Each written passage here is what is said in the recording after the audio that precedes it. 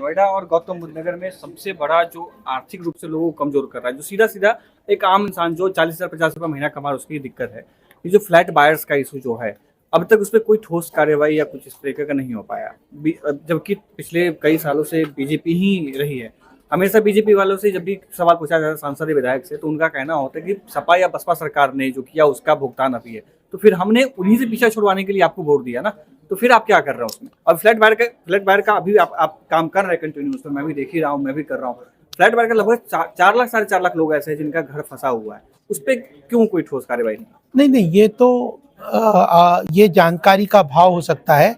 जब हम 2017 में प्रदेश में आए या 14 में केंद्र सरकार में आए, तो मोदी जी और योगी जी साहब ने कहा था कि हम फ्लैट बायर्स की समस्या को, जबकि वो लीगेसी इशू है जो वो कह रहे हैं, वो बात ठीक है, लेकिन अब तो सॉल्यूशन करना हमारी जिम्मेदारी है ना। केंद्र में 9 साल से ऊपर हो गए, प्रदेश में भी लगभग 6 साढ़े 6 साल हो गए 17 से, तो अब इसका सॉल्यूशन हमारी जिम्मेदारी है। मैं आपको बता दूं, 2015-16 में इंसॉल्वेंसी बैंकरप्सी कोड कौन लाया था? हम ही तो लाए थे।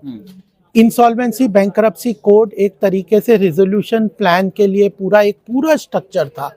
बैंकों का कैसे आगे होएगा, कौन नए इन्वेस्टर्स आएंगे, पिछले जो इन्वेस्टर्स हैं उनको कैसे, उन लोगों को बाहर किया जाएगा, उनकी मैनेजमेंट कंट्रोल से कंपनी को कैसे निकाला जाएगा। उसके बाद 16 में जब हमने देखा कि इसमें होम बायर्स को कमिटी ऑफ क्रेडिटर्स उसमें सबसे महत्वपूर्ण होती है, जो डिसीजन मेकिंग करती है, जिसमें कि जो भी डेटर्स हैं, जो भी उन लोगों ने जिनमें भी पैसा लगाया, चाहे बैंक हो, चाहे अथॉरिटी का पैसा लगाओ या और फाइनेंशियल क्रेडिटर्स हैं, उन लोगों के अंदर डिसीजन होता है कि कैसे इसका रिजोल्यूशन करा, इसका समाधान किया जाए, कौन से नए डेवलपर्स को या किस नए इन्वेस्टर को इसमें लाया जाए। तो उसमें कमिटी ऑफ क्रेडिटर्स में होम बायर्स नहीं थे। तो हमने वित्त मंत्री जी से भी कहा और अपने हरदीप पुरी जी से भी, अर्बन मिनिस्टर थे, उनको कहा कि भाई कमिटी ऑफ क्रेडिटर्स में होम बायर्स को लेके आना चाहिए, और उन्होंने तुरंत मान लिया। और 16-17 में हमने अमेंडमेंट किया, क्लॉज 14 में आईबीसी के बायर्स को कमिटी ऑफ क्रेडिटर्स का सदस्य बनाया, उनको एम्पावर किया कि रिजोल्यूशन प्लान में डिसीजन में आप लेंगे।